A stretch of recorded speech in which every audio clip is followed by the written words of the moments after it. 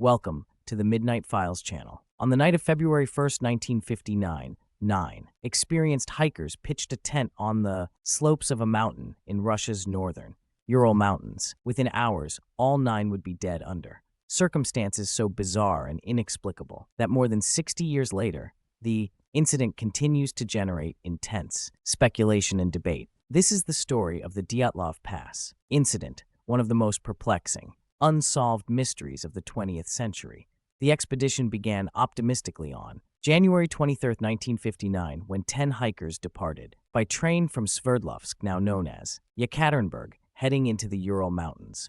The group consisted mostly of students and recent graduates from the Ural Polytechnical Institute. Their leader was 23-year-old Igor Dyatlov, a radio engineering student with extensive hiking experience. The others ranged in age from 22 24, with one notable exception, 37-year-old Semyon Zolotaryov, a late addition to the group and a World War II veteran who was conspicuously older than the rest. The group included 2 women, 22-year-old Zinaida Kolmogorova and 20-year-old Lyudmila Dubinina. The men were Yuri Doroshenko, aged 21, Yuri Krivonischenko, 23, Alexander Kolevatov, 24, Rustem Slobodin, 23, and Nikolay Thibeaux-Brignolle, 23. The 10th member was Yuri Yudin, a student who would make a decision that saved his life. All members of the group were experienced hikers certified for difficult expeditions. Their planned route would take them on a nearly 200-mile trek through some of the most challenging terrain in the Urals, culminating at Mount Odortin. The expedition was rated Category 3, the highest difficulty level at that time. They expected to be gone for approximately 16 days. The group traveled by train to Ivdel, then took a truck to Vijay, the last inhabited settlement in the northern reaches of the region. On January 27th, they began their trek on foot.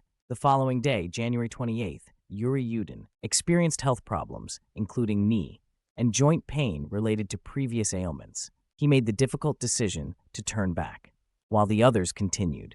This choice would spare him from the fate that awaited the remaining 9.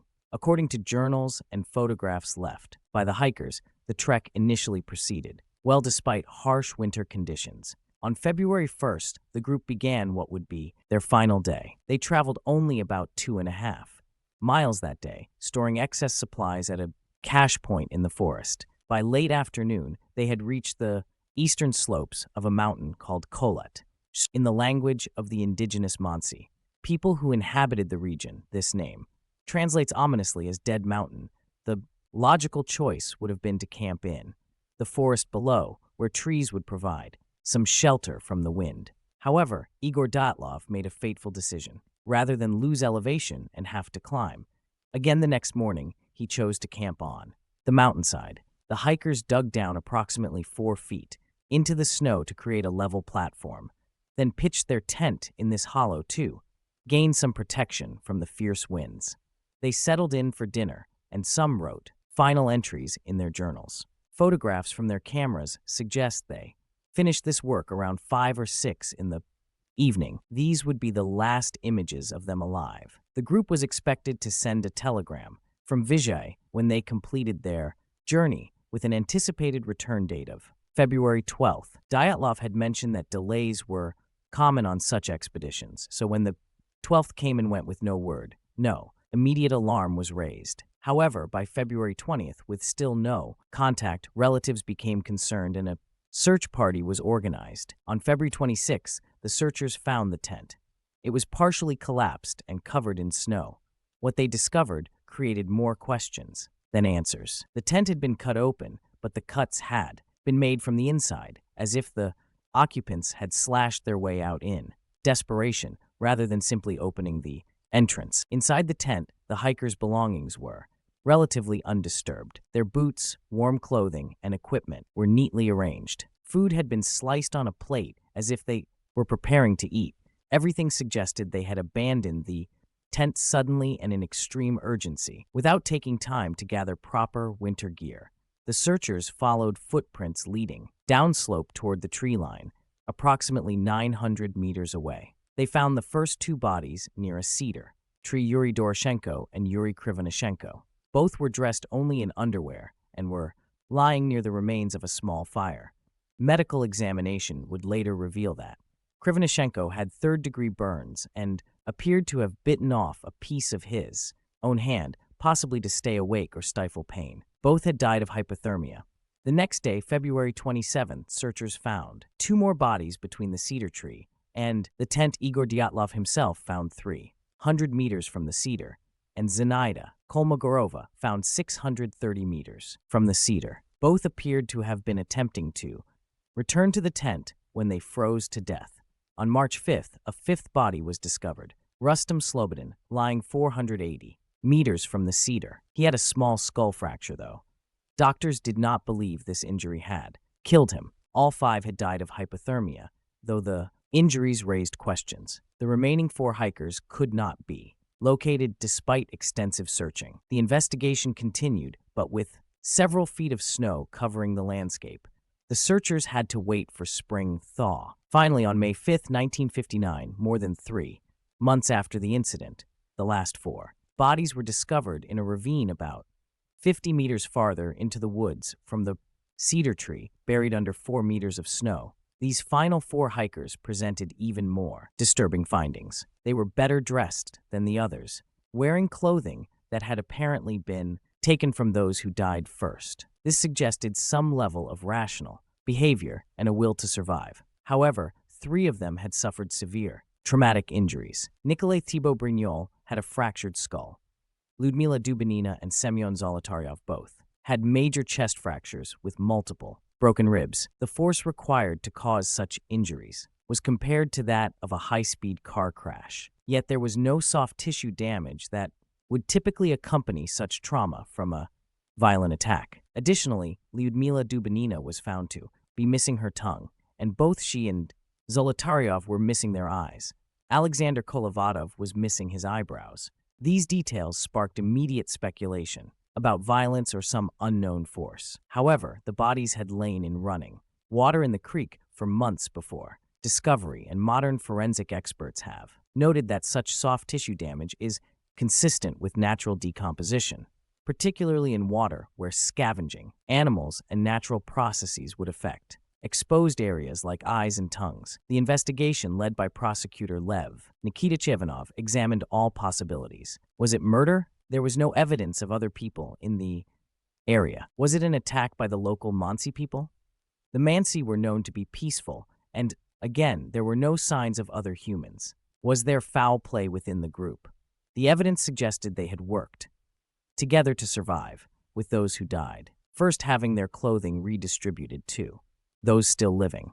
Adding to the mystery, some of the clothing was found to contain traces of radiation. This discovery fueled speculation about secret weapons testing or nuclear accidents. However, a logical explanation existed too.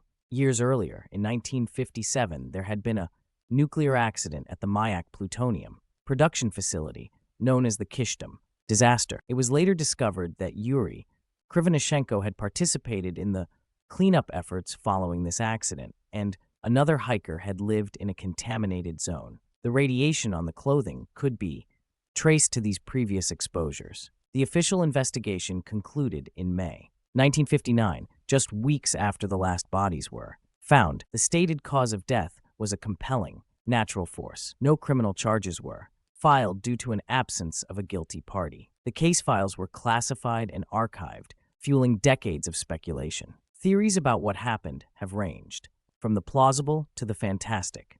Some suggested avalanche, though there was no evidence of avalanche debris, and the slope angle seemed too gentle. Others proposed hypothermia-induced panic, secret military tests, ultrasonic sound, waves causing fear, attacks by indigenous people, encounters with criminals or escaped prisoners, and even more outlandish ideas involving extraterrestrials or unknown creatures. In 1990, Lev Ivanov, who had led the original investigation, published an article claiming he had been ordered to suppress evidence, including reports of strange lights in the sky and unusual burns on trees. Other witnesses reported seeing orange spheres in the area around the time of the incident. However, no conclusive evidence linked these observations to the hikers' deaths. The Russian government reopened the investigation in 2019. In 2020, they announced their conclusion: a slab avalanche had most likely caused the incident. This type of avalanche involves chunks of